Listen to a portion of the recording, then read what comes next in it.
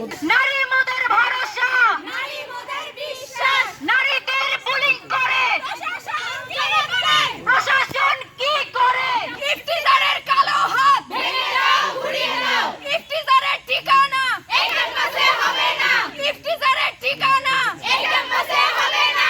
জেগেছে রে জেগেছে, রাবি নারী জেগেছে। ভালোভাবে সমাধান করেন স্যার। এই মেয়ে নয়, আমার একটা নাম আছে। নো, আপনি এই মেয়ে কেন বলতে পারেন স্যার? নাম জানি না বাবা। কিন্তু অবশ্যই অ্যাপ্রোচ ঠিক রাখতে হবে স্যার।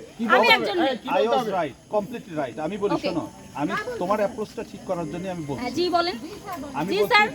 জি স্যার না, তুমি তোমার প্রফেসরের সঙ্গে কথা বলতে সারা দিন বলো, জি জি। সারা দিন কথা বলো, সারা রাত কথা বলবো, কিন্তু কেউ কারোর জন্য হার্ট করবো না। তুমি কথা বলতে থাকি। তাহলে আমরা হার্ড হলাম কেন স্যার? কোথায়? আপনি তো এটা ভুল করে আসছেন। আমরা হার্ড হলাম কেন? তুমি বলো, তুমি বলো না। নো স্যার, আপনি আমার অ্যাপ্রোচ ঠিক করতে আসছেন, তাহলে আপনি বাকিদের সবার অ্যাপ্রোচ ঠিক করতে হবে স্যার। অবশ্যই এখানে আমাদের নিরাপত্তার যে ঘাটতি রয়েছে, আমাদের যে প্রাইভেসি নেই, সেই জায়গা আমার অবশ্যই কথা স্যার। বোঝার চেষ্টা করো। আমরা এখানেই দেখেন, আমরা এখানেই কথা বলছি স্যার। তোমাদের ওখানে তো ছিলাম আমরা। এভাবে রাস্তায় দাঁড়িয়ে কোনো সমাধান হবে না। তোমরা নিজেরা কথা বলছো, তোমাদের কেউ কারো কথা তোমরা কেউ বুঝছো না, আমাদের কথা বলতে দিচ্ছ না। সুতরাং সমাধান খুঁজতে হলে সেভাবে কথা বলতে হবে। না না ম্যাম জানেন না, ম্যাডাম আমাদেরকে বলেছেন, আমরা আমাদের অফিস থেকে আসছি। ম্যাডাম উনি আসছেন ইয়েতে তা আমরা এখানে কথা বলি স্যার। না না, আমরা বলি আমরা এখানে কথা বলি। না স্যার, আমরা এখানে কথা বলি। আমরা কেন স্যার আবার এটা ওখানে যাব? তিন দফা দাবি প্রকাশ করা হয়েছে। এই তিন দফা দাবি 24 ঘন্টার মধ্যে কার্যকর করতে হবে।